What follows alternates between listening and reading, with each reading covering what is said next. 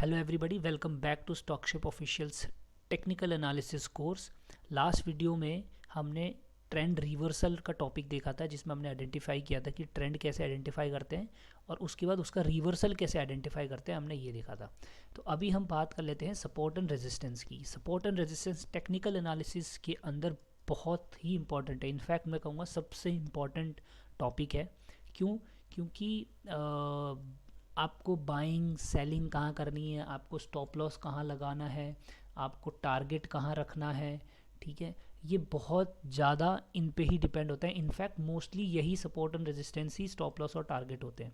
तो इसलिए support and resistance identify करना और उनको ड्रॉ करना, ये दोनों हमको बहुत ही अच्छे से आना चाहिए। तो पहले हम बात कर लेते हैं कि रेजिस्टेंस क्या होता है।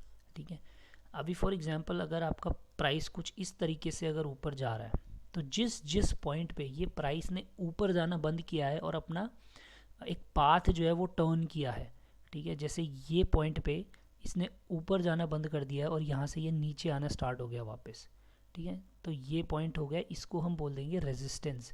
रेजिस्टेंस मतलब यहाँ पे प्राइस रेजिस्ट कर रहा है ऊपर जाने से, ठीक है, यहाँ पे एक रेजिस्टेंस है जो इस प्राइस को ऊपर नहीं जाने दे रही है, ठीक है, एक ऐसी फोर्स है, उसको रेजिस्टेंस बोलते हैं। ऐसे ही फिर यहाँ पे भी एक ऐसी फोर्स थी जिसने प्राइस को ऊपर नहीं जाने दिया उस समय, तो ये भी रेजिस्टेंस है। ऐसे ही यहाँ पे एक रेजिस्टेंस है, ठीक है।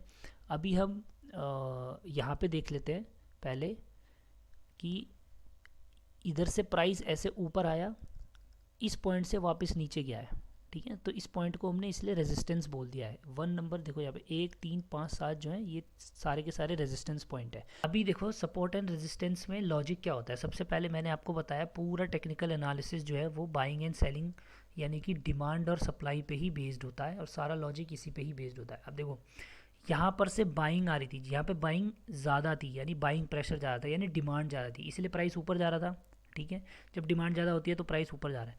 जिस पॉइंट से यहाँ से डिमांड कम हो गई, ठीक है, जिस पॉइंट से डिमांड कम हो गई और सप्लाई ज़्यादा हो गई, ठीक है, यानी कि क्या होगा, यहाँ से प्राइस नीचे आने लग जाएगा क्योंकि सप्लाई ज़्यादा हो गई, उस पॉइंट को रेजिस्टेंस पॉइंट बोल देते हैं।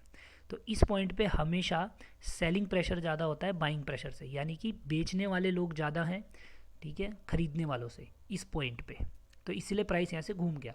ऐसे ही 2 नंबर पॉइंट जो सपोर्ट पॉइंट होता है, उसमें क्या होता है कि आपका प्राइस नीचे आ रहा है। देखो उससे पहले यहाँ पे सप्लाई ज़्यादा थी, ठीक है, यानी कि सेलिंग प्रेशर ज़्यादा था। जिस पॉइंट से बाइंग प्रेशर ज़्यादा हो जाता है सेलिंग प्रेशर से, उस पॉइंट को बोल देते हैं सपोर्ट, यानी कि यहाँ पे बायर्स का सपोर्ट आ गया है। यहाँ पे बायर्स का सपोर्ट आ जाता है इस पॉइंट पे, जब जब प्राइस जाता है बायर्स का सपोर्ट आ जाता है और प्राइस ऊपर चला जाता है, ठीक है, इसीलिए इस पॉइंट को सपोर्ट पॉइंट बोलते हैं। अब ये इंपॉर्टेंट क्यों है, क्योंकि जब हम आगे स्टॉप लॉस लगाएंगे या टारगेट लगाएंगे तो वो इसी तरीके से लगाएंगे। अगर हमारी कहीं यहाँ कहीं एंट्री हुई किसी भी रीज़न से, हमें पता है कि यहाँ कहीं एंट्री हुई किसी भी रीज़न से, हमें पता है कि 1 नंबर पॉइंट पे इस पॉइंट पे अक्सर क्या होता है, सेलिंग प्रेशर ज़्यादा हो जाता है बाइंग प्रेशर से, तो हम इससे ऊपर का टारगेट नहीं रखेंगे ना, क्योंकि हमारे को बहुत चांसेस है यहाँ से वापस प्राइस नीचे आ जाए, तो हम इसके आसपास का ही टारगेट रखेंगे। ऐसे ही अगर हमने सपोर्ट से ऊपर यहाँ कहीं बाय किया है तो हमारे को पता है कि ये सपोर्ट लाइन है, ठीक है, यहाँ से बाइंग वापस आ सकते हैं, तो हम इसके नीचे कहीं स्टॉप लॉस लगाते हैं कि भाई अगर हमारा लॉस हो रहा है तो इससे नीचे जाएगा तो मतलब प्राइस नीचे ही चला जाएगा। अब ये चार्ट देख लो, ये डाउन ट्रेंड है, ठीक है, इसमें सपोर्ट एंड रेजिस्टेंस कैसे फाइंड करेंगे, सब कुछ सेम है, कुछ भी चेंज नहीं होता है। आपका हाई पॉइंट जो है वो रेजिस्टेंस हो जाएगा, इसमें भी ब्लू लाइन जो है वो सब रेजिस्टेंस है। देखो सेम हाई पॉइंट हमने जब हम ट्रेंड आइडेंटिफाई कर रहे थे तो सेम चार्ट देखा था, ठीक है, तो सेम हाई पॉइंट्स वही है, उनसे कोई भी लाइन आप ड्रॉ कर दो उनको रेजिस्टेंस पॉइंट बोल देंगे, ठीक है। सेम यहाँ पे जो लो पॉइंट्स हैं जिनको ट्रफ्स बोलते हैं, वहाँ से लाइन ड्रॉ कर दो तो सपोर्ट है। यहाँ पे देखो यहाँ से सेलिंग प्रेशर ज़्यादा हो गया इसलिए प्राइस नीचे जाता गया, 2 पे थोड़ा बाइंग वापस आई तो यहाँ ऊपर आ गया। ऐसी 5 से सेलिंग प्रेशर ज़्यादा है, 7 से ज़्यादा है, 9 में भी सेलिंग प्रेशर ज़्यादा है, तो इसलिए ये नीचे जा रहा है। सपोर्ट एंड रेजिस्टेंस सिंपली ये है, अगर आप ऐसे ड्रॉ कर रहे हो तो ये सपोर्ट है, ये सपोर्ट है, ये रेजिस्टेंस है, सॉरी, ठीक है। सेम अगर डाउन ट्रेंड हो रहा है, ठीक है, तो जिस पॉइंट से ऊपर जा रहा है, ऐसे अगर जा रहा है तो जिस पॉइंट से ऊपर जा रहा है ये पॉइंट जो है सपोर्ट पॉइंट्स हो जाते हैं।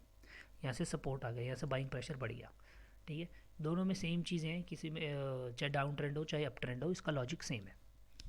अब हमने साइकोलॉजी देख ली है सपोर्ट एंड रेजिस्टेंस की क्या होती है, ठीक है। उसके बाद हम देखेंगे कि ये सपोर्ट एंड रेजिस्टेंस जो है ये अपने रोल्स को रिवर्स करते हैं, यानी कि सपोर्ट जो है वो एक ऐसा पॉइंट होता है जब वो सपोर्ट रेजिस्टेंस में कन्वर्ट हो जाता है और रेजिस्टेंस जो है वो वो सपोर्ट में कन्वर्ट हो जाता है। देखो, resistance becoming support and support becoming resistance in a down trend.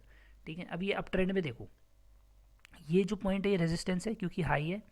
ठीक है, ये 1 नंबर चार्ट में, तो ये ब्लू लाइन से मैंने डिनोट करा हुआ है रेजिस्टेंस को। यहाँ पे एक रेजिस्टेंस था।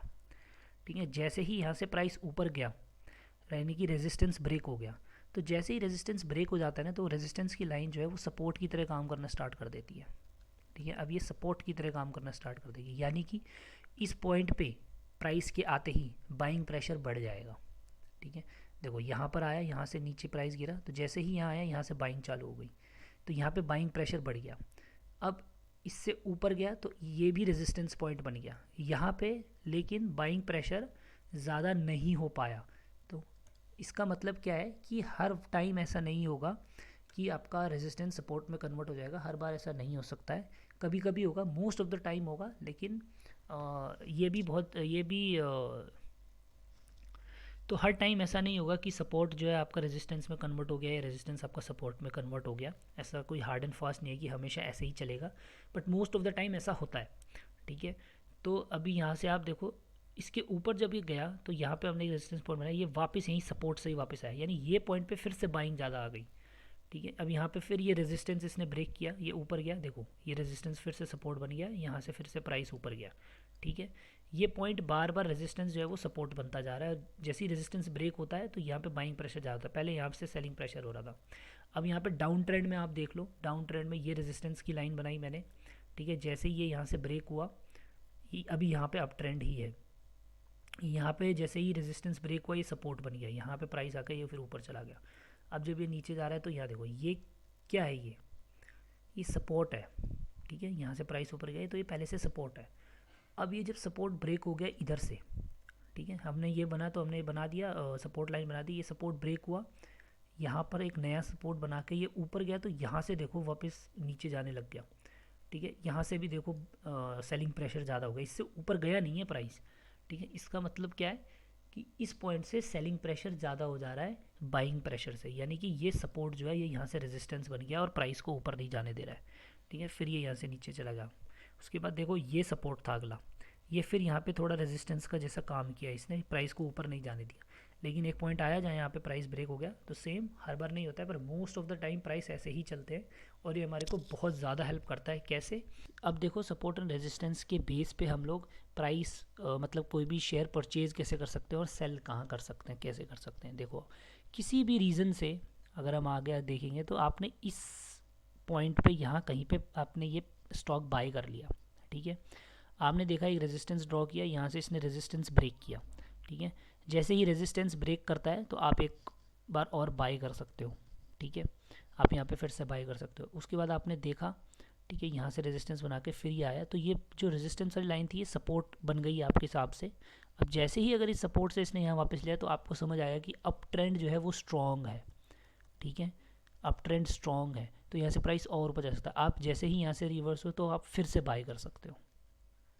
ठीक है, तो आप यहाँ से फिर देखा आपने, अब यहाँ पे एक नया रेजिस्टेंस बना के वापस सपोर्ट के पास से इसने रिवर्ट किया, तो आप यहाँ फिर से बाय कर सकते हो। ठीक है, इससे नीचे किसी भी प्राइस पे स्टॉप लॉस लगा के आप यहाँ पे फिर से बाय कर सकते हो। अब जैसे यहाँ पे ये रेजिस्टेंस ब्रेक किया तो यहाँ आप फिर से बाय कर सकते हो। इतनी बाइंग अपॉर्चुनिटी एक अप ट्रेंड देता है। ठीक है, यहाँ पे फिर आप बाय कर सकते हो, फिर आप इसी तरीके से रेजिस्टेंस यहाँ पे बना के यहाँ पे बाय फिर से एक बार बाय कर सकते हो। अगर आपने ये सपोर्ट बनाया तो फिर आप इस सपोर्ट पे देख सकते हो। अब जैसे ये सपोर्ट नीचे टूट गया तो यहाँ पे आप अपनी पोजीशन सारी सेल आउट कर दो, क्योंकि यहाँ पे सपोर्ट टूट गया है, ये जो रेजिस्टेंस है सपोर्ट बन गया, ये सपोर्ट उठ गया, तो यहाँ पे सेल कर दो। इस तरीके से आप बार बार उसमें एंट्री ले सकते हो और क्वांटिटी इंक्रीज़ कर सकते हो। कभी भी हमको गिरते हुए प्राइस पे क्वांटिटी इंक्रीज़ नहीं करनी चाहिए। ठीक है, अगर तुमने बाय किया है तो, क्योंकि हम सोचते हैं एवरेज आउट करते हैं, लेकिन अगर वो गिर रहा है उसी तरीके से डाउन ट्रेंड में, तो ऑफकोर्स एक डाउन ट्रेंड का स्टॉक नीचे ही जाता जाएगा, क्योंकि ये माना जाता है कि जो अप ट्रेंड में है वो अप ट्रेंड में ही रहेगा। ठीक है, और जो डाउन ट्रेंड में है वो डाउन ट्रेंड में ही रहेगा, अनटिल एंड अनलेस कोई मेजर रिवर्सल नहीं आता है। ठीक है, कोई मेजर रिवर्सल नहीं आता है तब तक वो उसी ट्रेंड में चलता रहेगा, तो हमको उसी ट्रेंड में ही उसकी पोजीशन लेनी होती है। तो ये था पूरा सपोर्ट एंड रेजिस्टेंस का टॉपिक। आपको किसी भी टॉपिक्स पर डाउट होते हैं, आप नीचे कमेंट बॉक्स में अपने डाउट्स शेयर कर सकते हैं। हम आपके डाउट्स क्लियर करने के लिए अवेलेबल है। आप हमारे कोई इंस्टाग्राम या फेसबुक पे कहीं पे भी डीएम कर सकते हैं और पूछ सकते हैं इस कोर्स के बारे में, इस कोर्स से रिलेटेड कोई भी doubt. Will be happy to help you.